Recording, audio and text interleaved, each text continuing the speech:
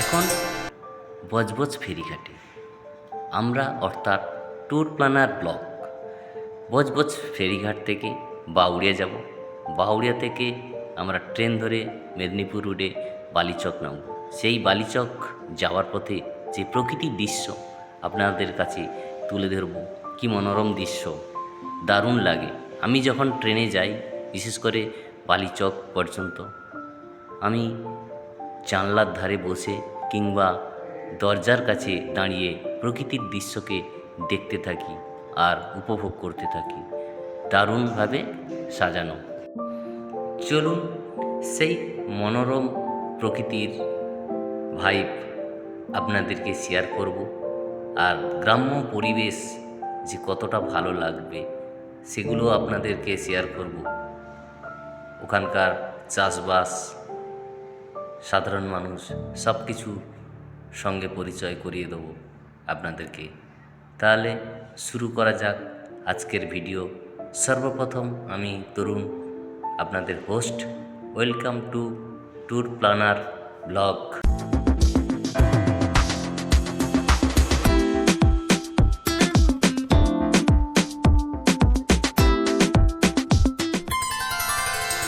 এখন আমি বজবজ ফেরিঘাট থেকে লঞ্চে উঠে পড়েছি, আর এই লঞ্চ করে আমি প্রথমে বাউড়িয়া ফেরিঘাটে নামবো। ওখান থেকে অটো করে বাউড়িয়া স্টেশন যাব। আবার বাউড়িয়া স্টেশন থেকে হাওড়া মেদিনীপুর কিংবা হাওড়া খড়গপুরগামী লোকাল ধরে আমি খড়গপুর নয়, বালিচকে নামবো। প্রথমে বাউড়িয়া যাব, আর এই বাউড়িয়া যেতে হলে আমাকে প্রথমে বাউড়িয়া ফেরিঘাটে নামলাম। এই যে আমাদের এই ফেরি, যেটা আরেকটা ফেরি বাউড়িয়া থেকে বজবজে আসছে। আর এই যে দেখতে পাচ্ছেন যে গঙ্গার প্রকৃতি কতটা মনোরম, সুন্দর লাগে কিন্তু আমার। দেখুন, সকালবেলা নৌকা করে মাছ ধরতে যাচ্ছি। আর এটা হচ্ছে বাউড়িয়া যে জেটি ঘাট, সেই জেটি ঘাট কিছুদিন আগে ভেঙে গেছিলো, এখন নতুন করে সাজানো। এখন চলে এসেছি, আর এখানে বাউড়িয়া স্টেশনে প্রতিনিয়ত দূরপাল্লার ট্রেন ছুটে চলেছে।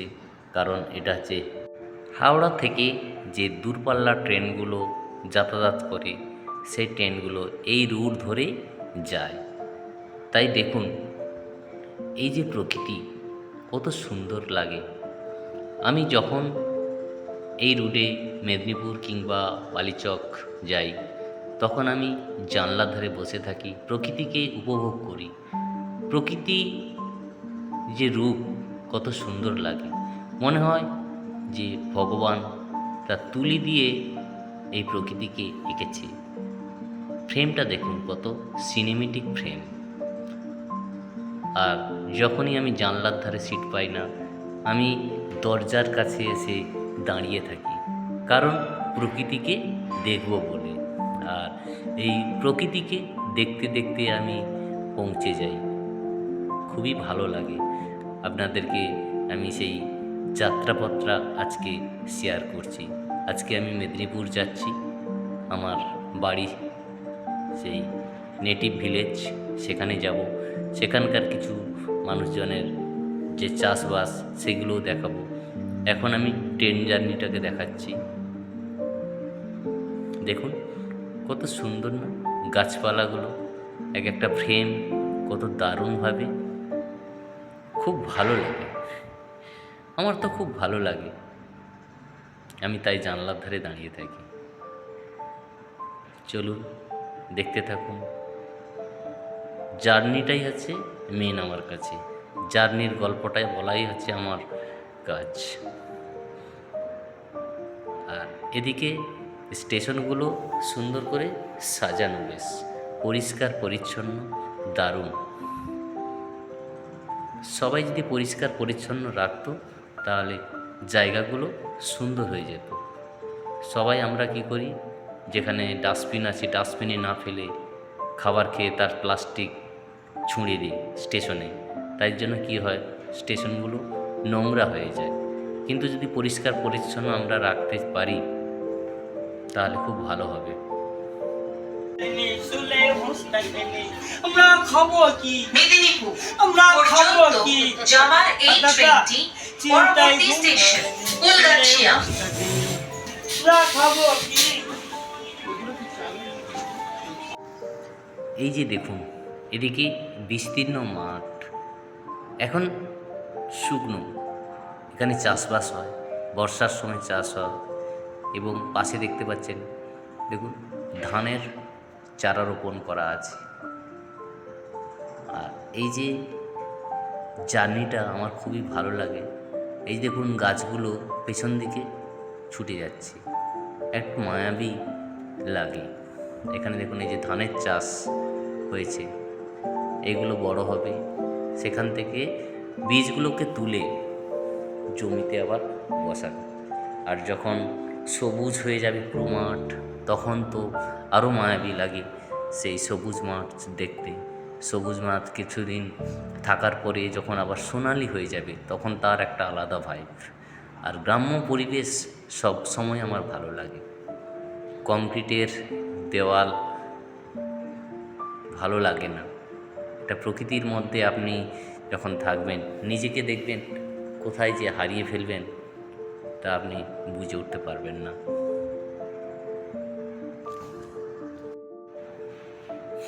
আর এরই পাশে ক্ষীরাই অবস্থিত, যেই ক্ষীরাই ফুলের জন্য বিখ্যাত।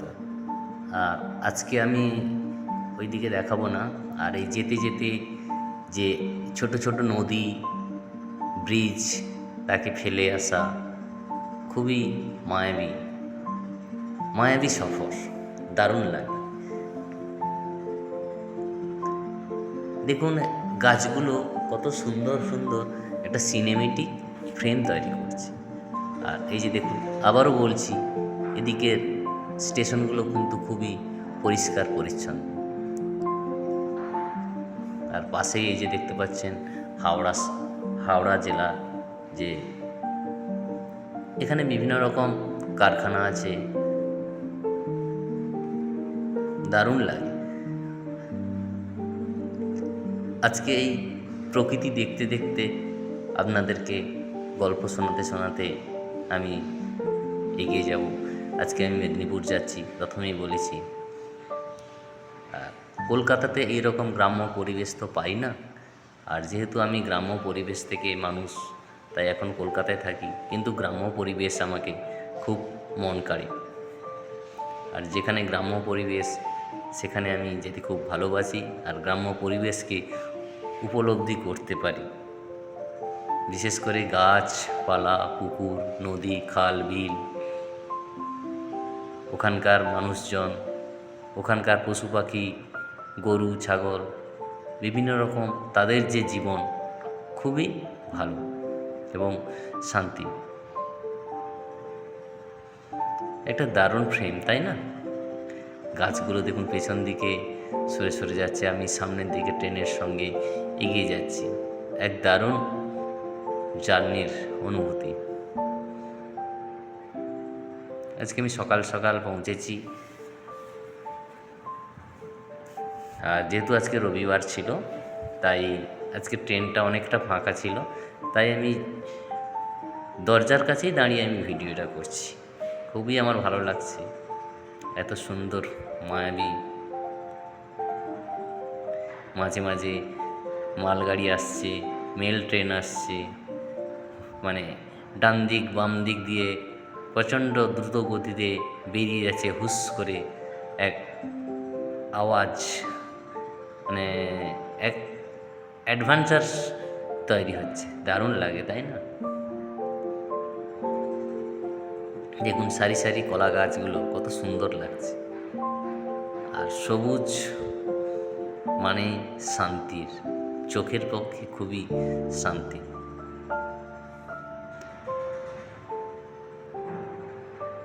উফ! আর তার মধ্যে ট্রেনের মধ্যে ঠিক আমি বোঝাতে পারছি না, যেহেতু ট্রেনের খুব আওয়াজ। এখানে প্রচুর পাখি আছে, আর সেই পাখিদের যে কিচিরমিচির খুবই ভালো লাগে। বিশেষ করে বিকেলবেলা হলে গ্রাম্য পরিবেশে যে পাখিরা কতটা, তারা মানে পাখির কুজন, সেই কুজন শুনতে শুনতে আপনার বিকেলটা কেটে যাবে। সুন্দর লাগে কিন্তু, যেমন পাহাড়ি রাস্তার একটা ভাইব, সেই ভাইবটা বেশ দারুণ লাগে। পাইন বন, তার ভেতর দিয়ে যখন আপনি গাড়ি নিয়ে যাচ্ছেন, সেই যে একটা সিনেমেটিক ফ্রেম। আর এখানে যখন আমি এই যে ট্রেন জার্নি করছি, এই দেখুন এই যে সাইডের যে একটা সিনেমেটিক ফ্রেম, এটা দারুণ লাগছে না? কি কেমন আপনারা কমেন্টে জানাবেন। দারুণ লাগে কিন্তু আমার। সামনে কোলাঘাট, সেই কোলাঘাটে যে পিকনিক করতে যান, বিশেষ করে ছুটির দিন বা এই শীতের সময় উইকেন্ডেতে অনেকেই পিকনিক করতে যায়। সেই কোলাঘাটের যে ব্রিজ, সেই ব্রিজ উপর দিয়ে আমি যাব, যেটা রূপনারায়ণ নদী, সেই নদীর উপর দিয়ে আমাদের ট্রেনটা যাবে, যেটা মেদিনীপুর। আজকে আমি হাওড়া মেদিনীপুর ট্রেন ধরেছি। চলুন, সঙ্গে থাকুন আর এই ভার্চুয়ালভাবে আমার সঙ্গে আমার জার্নিটাকে উপভোগ করুন। আমি যেমনভাবে দরজার কাছে দাঁড়িয়ে গ্রাম্য পরিবেশটাকে উপলব্ধি করছি, খুবই মুগ্ধ হয়ে যাচ্ছি। এই রকম এক একটা সিনেমেটিক ফ্রেম। আবার দূরে কোথাও দেখতে পাচ্ছি চাষিরা চাষ করছে, মানে নাঙল দিচ্ছে, আল দিচ্ছে। আর এছাড়া যে আগাছা হয়, সেই আগাছাগুলোকে দূর করার জন্য সবাই কাজ করছে। দেখুন, এটা খেজুর গাছ, দেখুন কত সুন্দর, তাই না? উফ, অসাধারণ অসাধারণ। এখানে একটা কনস্ট্রাকশানের কাজ হচ্ছে। এখানে কিন্তু আগে খুব সবুজ ছিল, এখানে কনস্ট্রাকশানের কাজ হচ্ছে। ট্রেনটা এখন দাঁড়িয়ে গেল, আমাদের সিগন্যাল পায় না। আর ওই পার থেকে দেখুন একটা মালগাড়ি আসছে, আপন মনে মালগাড়ি ঝিকঝিক করে চলে যাচ্ছে। কি বলুন তো, মাঝে মাঝে একটুকু বেড়াতে গেলে তবে মনটা ভালো থাকে। একঘেয়েমি কাজ, সেই কাজের মধ্যে একটু ফাঁক পেলে বেরিয়ে আসুন, ফ্যামিলিকে নিয়ে, বাড়ির ছেলেকে নিয়ে, ছেলে মেয়ে সবাইকে নিয়ে বেরিয়ে পড়ুন, একটু ঘুরে আসুন, দেখবেন মনটা ভালো হয়ে যাবে। আবার ভরপুর অক্সিজেন নিয়ে ফিরবেন। আমি বলবো বৃথা হবেন না, একটু মাইন্ড ফ্রেশের প্রয়োজন আছে। একঘেয়েমি জীবন কারোরও ভালো লাগে না। আপনি যদি আবার একটানা বেড়াতে যান, সেটাও ভালো লাগবে না।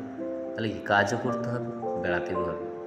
বলতে বলতে আমি সেই রূপনারায়ণ নদীর যে ব্রিজে, অর্থাৎ কোলাঘাটের যে ব্রিজ, সেই ব্রিজের উপরে উঠে পড়েছে আমাদের ট্রেন। এই যে চরগুলো দেখতে পাচ্ছেন, এই চরগুলোতেই মূলত পিকনিকের জন্য সবাই আসে। এখানে গাড়ি নিয়ে আসে পিকনিকের জন্য। শীতের সময় মূলত পিকনিকটা হয়। তবে পিকনিকের সময় দেখেছি অনেক সময় নোংরা করে যায়। যারা পিকনিক করতে আসে, পিকনিক করে থালা গ্লাস ওখানে সব ছড়িয়ে ছিটিয়ে দিয়ে চলে যায়। এছাড়া ড্রিঙ্কস করলো, সেই সব বোতল ওর মধ্যে ওখানে ফেলিয়ে দিয়ে চলে আসে। এটা ঠিক নয়। আমরা কী করি, মানে যেখানে লেখা থাকে প্লাস্টিক ফ্রি জোন, সেখানে ফ্রিতে প্লাস্টিক ফেলে দিয়ে আসি। এটাই হচ্ছে আমাদের, অর্থাৎ বাঙালিদের কালচার। তাই একটু সচেতন হন। আমাদের সম্পত্তি, আমাদের যে জায়গা, তাকে সুস্থভাবে সংরক্ষণ করে রাখা আমাদেরই কাজ। তাই সেগুলোকে পরিষ্কার পরিচ্ছন্ন রাখা আমাদেরই কাজ। আমরা যদি না রাখি পরিষ্কার পরিচ্ছন্ন করে, তাহলে সেই নোংরা হয়ে যাবে। আমরা ফিরে আসবো, পরে যারা যাবে তারা তো নোংরার মধ্যে আসবে। আর প্রথম যারা আসবে তারা যদি নোংরা করে যায়, তাহলে আমরা সেই নোংরার মধ্যে পৌঁছে যাব। তাহলে কি করতে হবে, নিজেদেরকে সচেতন হতে হবে যাতে নোংরা না হয়। এখন কোলাঘাট পৌঁছে গেছি। কোলাঘাট, এই যে কোলাঘাটের যে তাপবিদ্যুৎ কেন্দ্র, তার 6টা চিমনি দেখা যাচ্ছে। কুয়াশার জন্য পুরো পরিষ্কার দেখা যাচ্ছে না, অল্প অল্প আমি দেখতে পাচ্ছি, যেটা ভিডিওতে বা ক্যামেরাতে তত উপলব্ধি করতে পারবো না। যতটা সম্ভব আমি দেখানোর চেষ্টা করছি। আর যেহেতু শীতের সময় তো কুয়াশা হয়ে আছে, তাই জন্য ভিডিওটাতে একটু কুয়াশা দেখতে পাবেন। আর এই শীতের কুয়াশায় কিন্তু বেশ আলাদা একটা আমেজ হয়, ফুরফুরে হাওয়া, তার মধ্যে দিয়ে ট্রেনটা ঝিকঝিক করে বেরিয়ে যাচ্ছে। চলুন এভাবে দেখতে দেখতে আমরা এগিয়ে যাই। এখন মেছুদা স্টেশনে ট্রেন এসে গেছে। এই মেছুদা একটা ব্যস্ততম রেলওয়ে স্টেশন। এরপরে খড়গপুর এবং সাঁতরাগাছি এর মধ্যে ব্যস্ততম যেটা হচ্ছে মেছুদা। আর মেছুদা থেকে বাস রুট আছে, যেটা নিমতৌড়ি হয়ে আপনার এদিকে দীঘা যাওয়া যায়, বা দীঘা যে ট্রেন চালু হয়েছে সেদিকেও যাওয়া যায় এখান থেকেই। এই যে ওপারে একটা দূরপাল্লা ট্রেন নয়, এটা হচ্ছে মেদিনীপুর লোকাল। মেদিনীপুর থেকে হাওড়াগামী লোকাল। আর দেখুন এখানে কতগুলো ট্র্যাক, প্রচুর ট্র্যাক, মানে অনেক মেল ট্রেন যাতায়াত করে, তাই প্রচুর ট্র্যাক আছে যাতে অসুবিধা না হয়। তাও ট্রেন অনেক সময় লেট করে।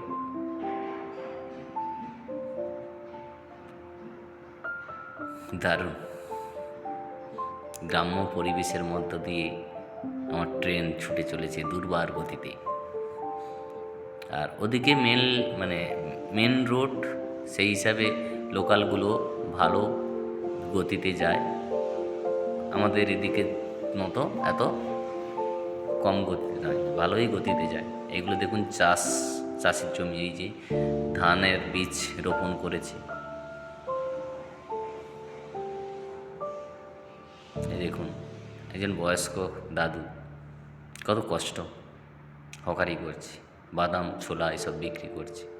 একজন কাকিমাকে দেখলাম উনি ভিক্ষা করছে। এগুলো দেখলে খুব খারাপ লাগে। ওনার বাড়ির ছেলেমেয়েরা মা বাবাকে দেখতে পারে না, দেখলেই পারে, কিন্তু মা বাবারা যখন বয়স্ক হয়ে যায় তখন ছেলেরা তাদেরকে দেখে না। এটা ঠিক নয়। এই যে যেতে যেতে আবার একটা ছোট্ট ব্রিজ, খুবই ভালো লাগে, দারুণ লাগে, তাই না?